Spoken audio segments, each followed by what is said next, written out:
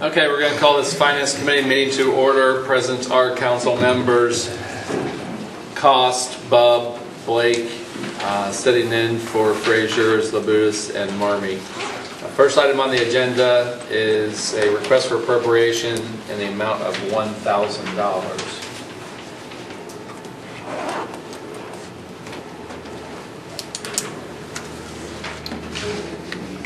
This $1,000 is for overtime we're transferring from one account to the other. It's actually money for me as I am assisting the bailiff's position upstairs for Judge Higgins, and I'm doing my daily jobs as well as a probation officer, so it's causing me to work overtime to get things done. They have since hired another bailiff, but we're in the process of him being trained, so it's still going to be a couple more weeks. I have a motion by Bub, second by Cost. Any questions or discussion? Seeing none, all those in favor signify by saying aye. Aye. Those opposed, same sign. That motion passes 5-0. Thank you. Thank you. We also have a disappropriation for the same amount, and I'd entertain a motion. So,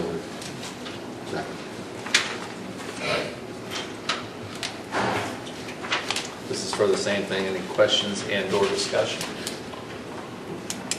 Seeing none, all those in favor signify by saying aye. Aye. Those opposed, same sign.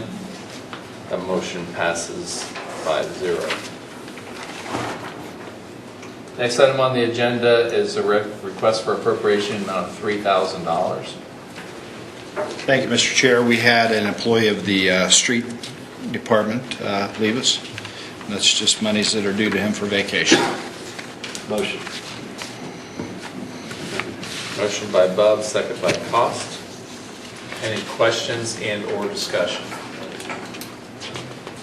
Seeing none, all those in favor signify by saying aye. Aye. Those opposed, same sign. The motion passes. Thank you. 5-0. Thank you.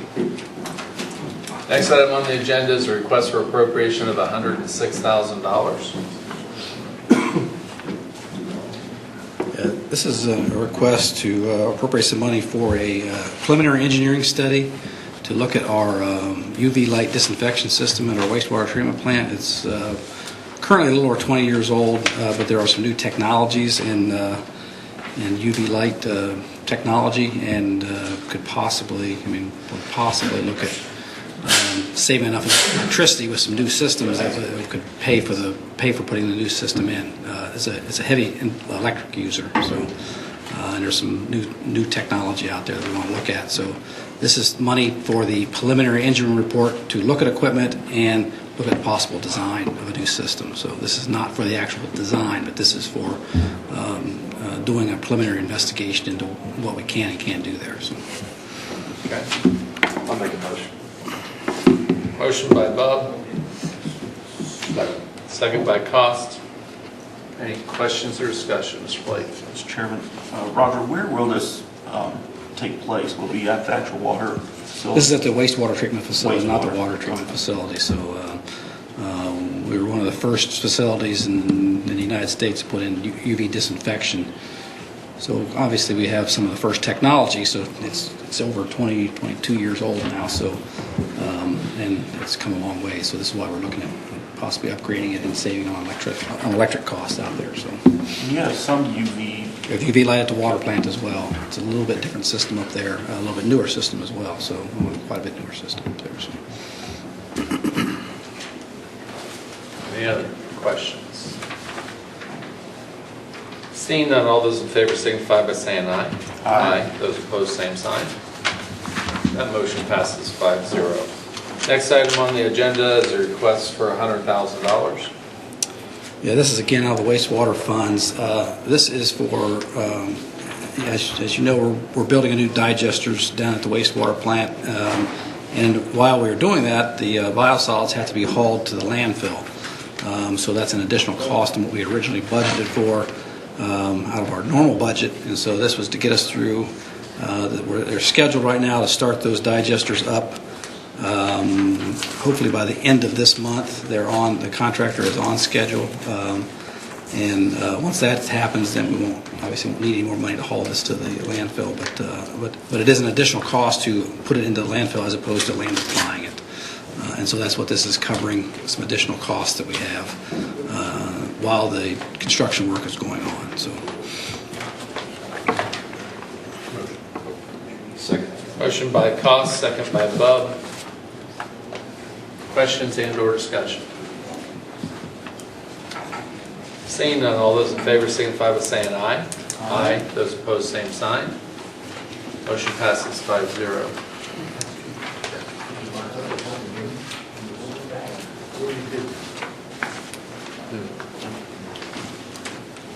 Okay, let's get up here. We had him, $3,000, section 3. Now we have section 6.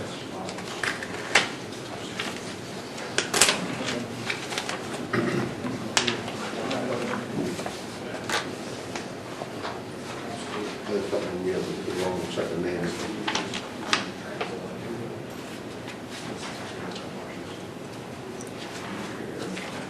The paperwork says Gail Miller.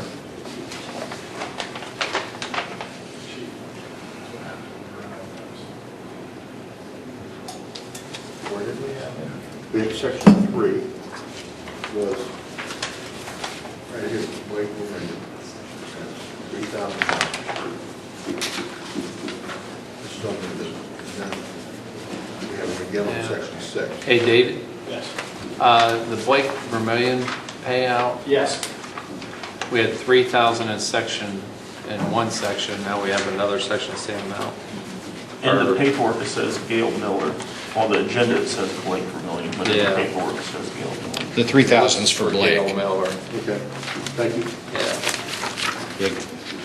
All right, so next item on the agenda is the request for appropriation amount of $13,850. Yeah, and that's for Gail Miller out of Marcia's office. Okay. Motion by Bub, second by Cost. So Autumn, if you would just correct the section 6, take out the name Blake Vermillion and put in Gail Miller. Any questions and/or discussion on this one? Seeing none, all those in favor signify by saying aye. Aye. Those opposed, same sign. That motion passes 5-0. Next item on the agenda is a request for appropriation amount of $497.76. This is a reimbursement to the overtime account for the fire department from the Granville playoffs. Motion. Second. I have a motion by Bub, second by Cost. Any questions and/or discussion? The 497? $497.76. Yeah.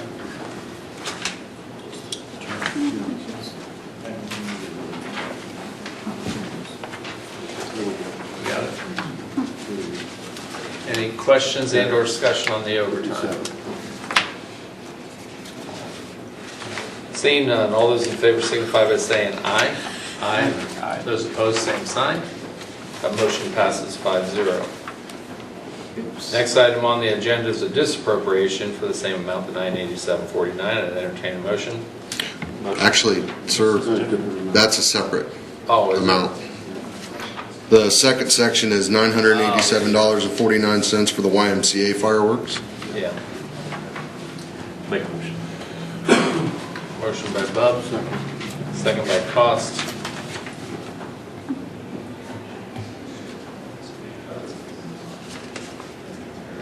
Any questions and/or discussion?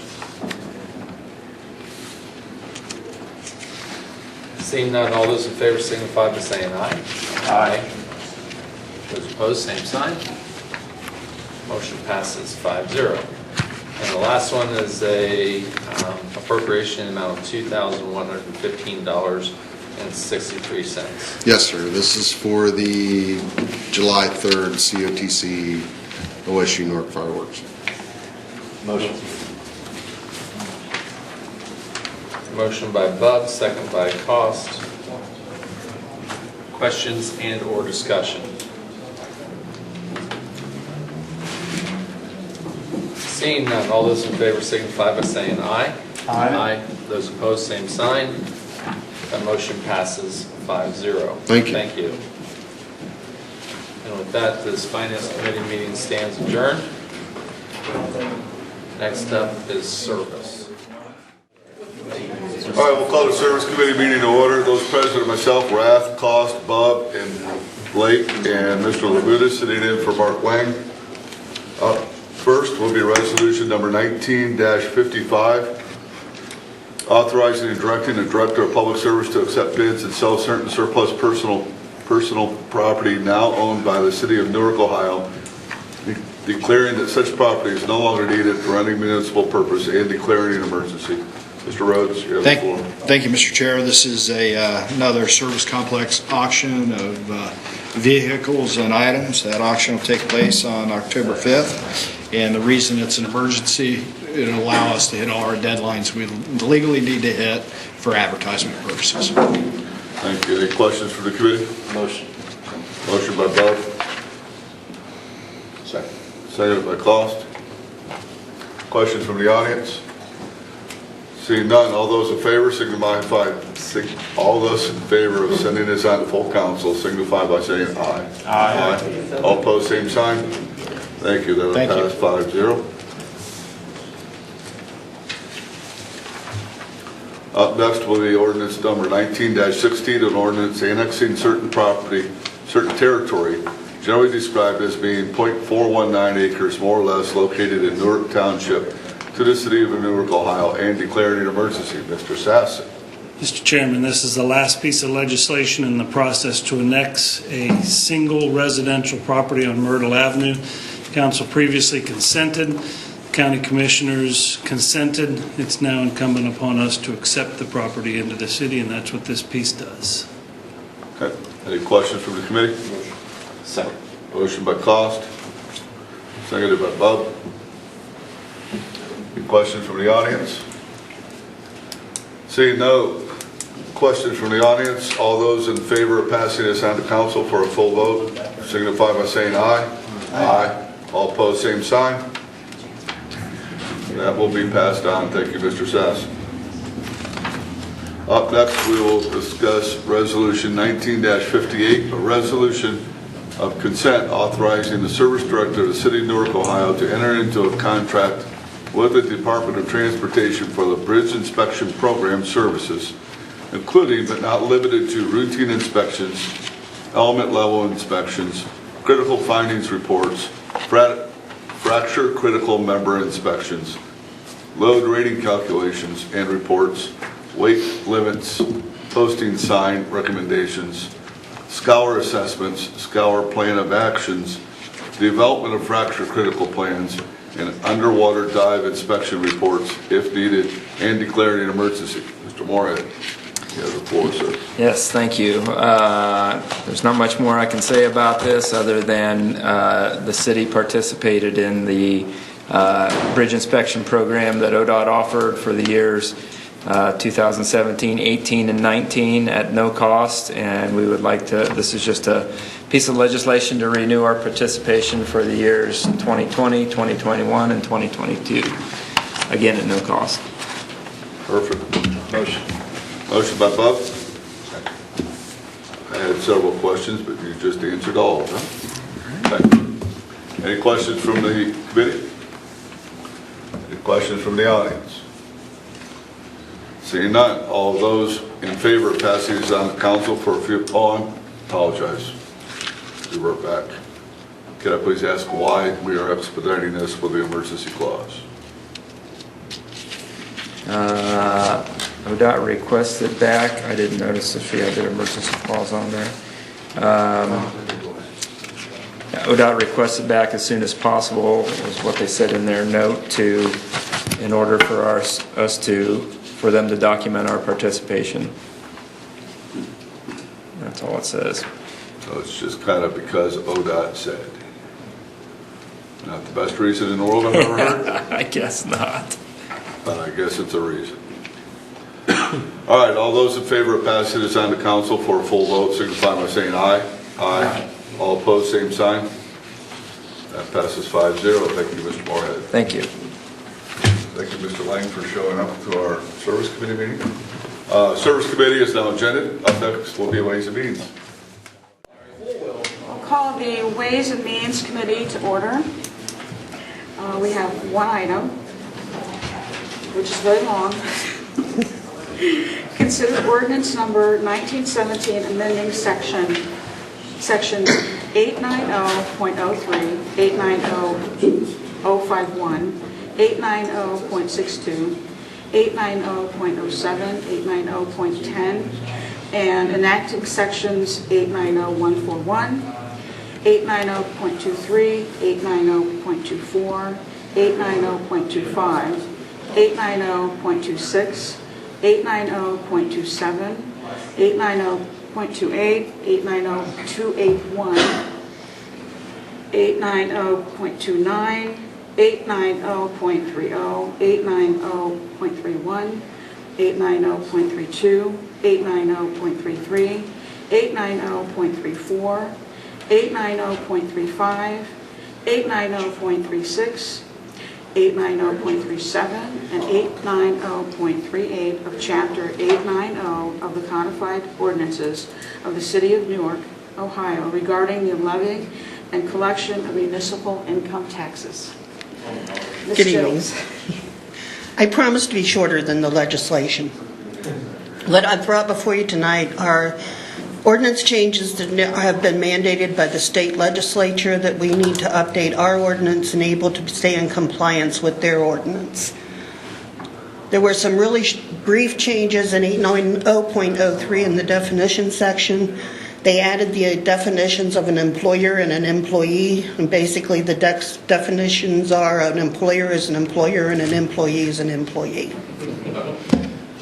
They amended the definitions of municipal taxable income and net profit, and they took out the section regarding the use of net operating losses and moved it to the section under the net profit, so that's why we had to move it under ours.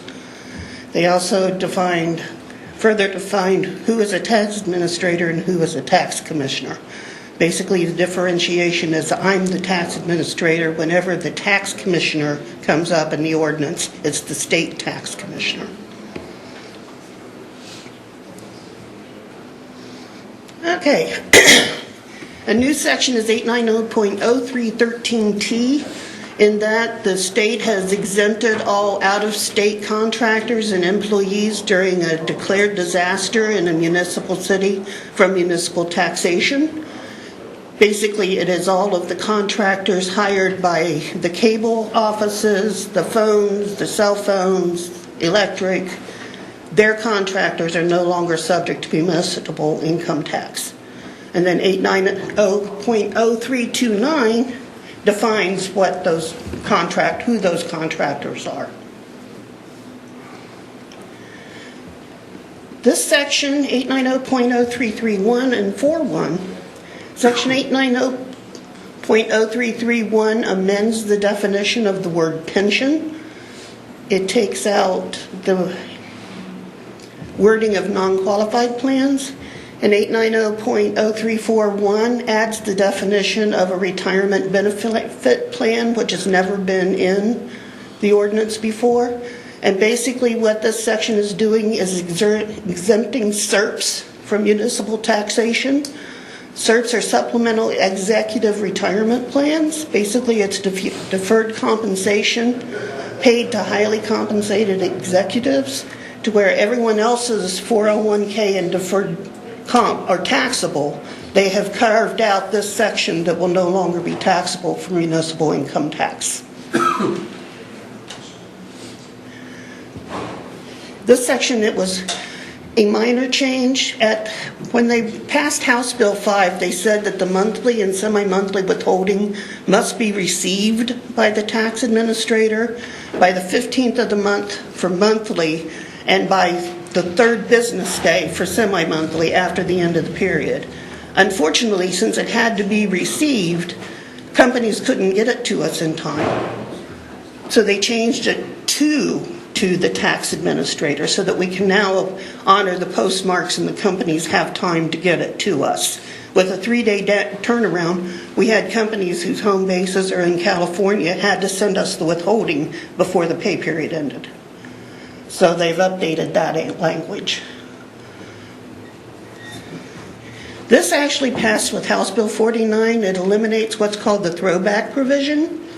For business net profits, there was a third element to the definition of a business net profit, and that was that if a company is located in Newark and they make a sale, and that sale is delivered to a location outside of any city, so there is no taxation where it's being delivered, that sale used to throw back to Newark. So we would get the profit from that sale. In House Bill 49, they eliminated that provision, so we no longer get the sales thrown back to the city that we used to get. And this will definitely cause a loss of revenue for the city, and especially for the Judds, since they're basically in warehousing. 890.063 deals with consolidated federal income tax returns. When they passed House Bill 5 in 2015, companies were allowed to elect whether or not they wanted to file a separate or a consolidated return. Whichever way they chose, it's binding for 5 years. Well, with the state taking over the net profit collections, if the state tax commissioner, say this year a company opts to file with the state, and the state tax commissioner says, yes, for the next 5 years you can file consolidated, and next year that company decides, I want to start filing with the cities again, I don't want to file with the state, we are still bound to those 5 years. So whatever the tax commissioner says, we have to follow. This was a minor change. They changed the due date of the fourth quarter estimated payment from December 15th to January 15th. And they basically did that just to make sure that it matches with the IRS due date. This one you actually can change if you want to. In House Bill 5, if a withholding payment is paid late, the legislature set the bill at 50% of the penalty due. Believe me, the first time these companies got hit with the 50% penalty on the tax that was due, they were calling us. And so we gave them their representatives' numbers, and they called them.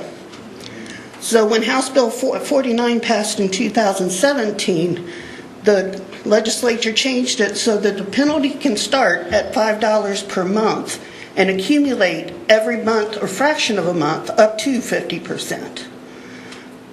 My suggested change in the legislation is both the individual and business net profits are subject to a 15% flat fee right off the top. I don't see the justification for making withholding any less than that. So for a fair application of the law to all taxpayers, I'm suggesting the minimum withholding penalty be 15%, the same as everybody else, and then an additional 5% per month up to 50% of the tax due. 890.141 is a new section. It requires anybody that has access to federal tax information to have a criminal background check through the FBI. However, their definition of use of federal income tax information is very vague. The legislation was meant for the larger cities and tax agencies such as Rita, CCA, Columbus, Cincinnati that receive the IRS records directly from the IRS. This is what the section was applying to, but the way it's written, everyone in my office is going to have a federal background check through the FBI. Every one of our contractors that have access to our records will need federal background checks that we have to pay for. If I'm hiring a new employee, and let's say I have a group of 5 that I'm considering, all 5 of those people have to have the FBI background check.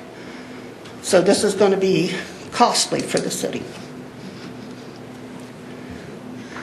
At sections 890.23 through 890.238 are the new sections, which are for the centralized collection of municipal state net profit taxes through the state. This was passed in House Bill 549 in 2017, and this is the section that we filed the litigation against way back when. The litigation has been through the Common Pleas Court, where we lost. It's been to the appellate court twice, where we lost. And now it's going before the Ohio Supreme Court to see if they will hear the case. So far, 2 of the 3 cases that have been taken to the Ohio Supreme Court have lost. So I figured since we're changing the ordinance, we might as well put this in. And we're not going to go through all those. Basically, if you take the first half of our ordinance and wherever it says tax administrator, replace tax commissioner, you got the exact same thing. So it's just authorizing the state to do what they're already doing. In this section, however, in 890.26 for the distribution to municipal corporations, this was added in 2019 in House Bill 166. The tax commissioner for the state has been given the authority to seize municipal funds whenever a net distribution to the city is less than 0. So the possible causes of this are refunds, amended tax returns, and the states allow companies to call them and say, you know what, we paid Newark $500, but $300 of that goes to Heath, so move it. So they take $300 away from Newark and give it to Heath. And they don't tell us. So the way the city collects municipal tax, let's say a company files a $40,000 estimated tax.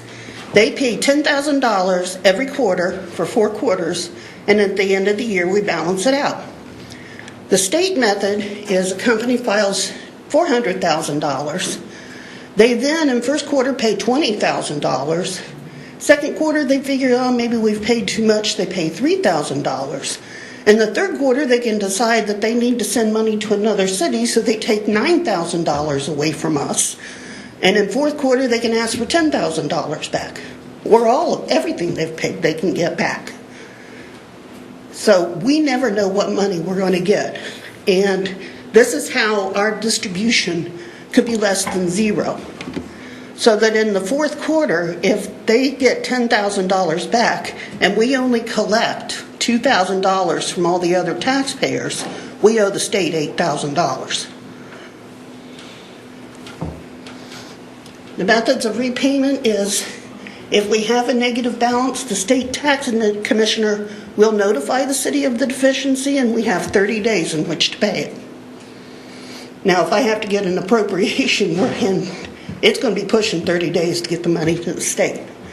They can also seize the electrical and telephone net profit revenue that they collect for us and have been since they deregulated those industries.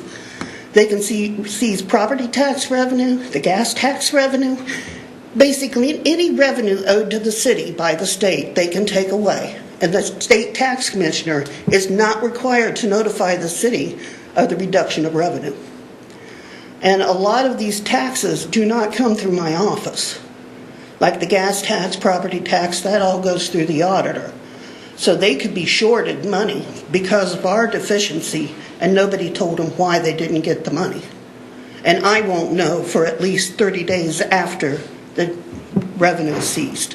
That's when I get my reports. So basically the impacts of the new law is a loss of revenue through the SERP language and no longer taxing the deferred comp. We're going to lose revenue through the elimination of the throwback provision. And I see us losing revenue because of the state's method of collections and the ability to seize revenue.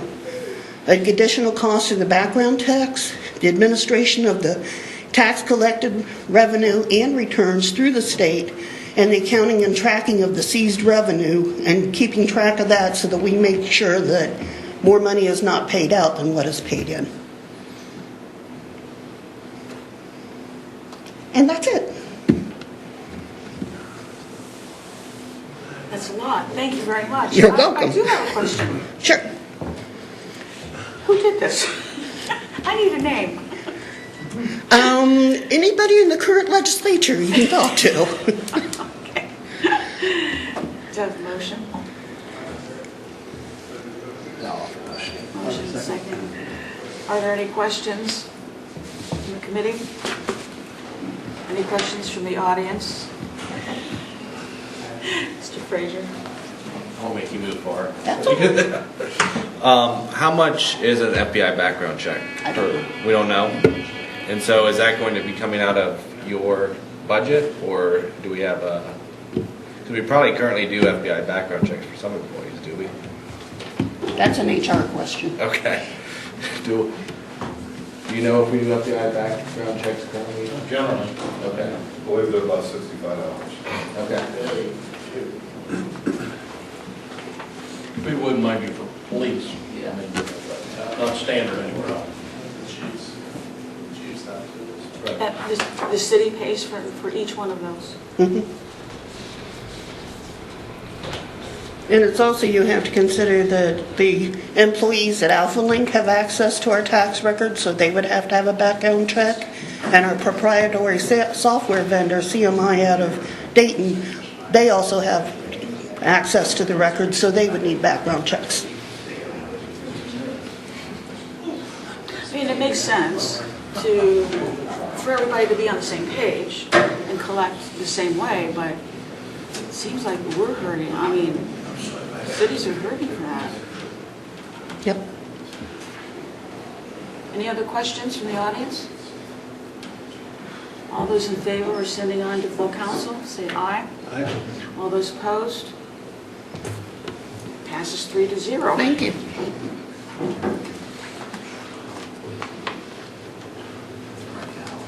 That concludes Ways and Means.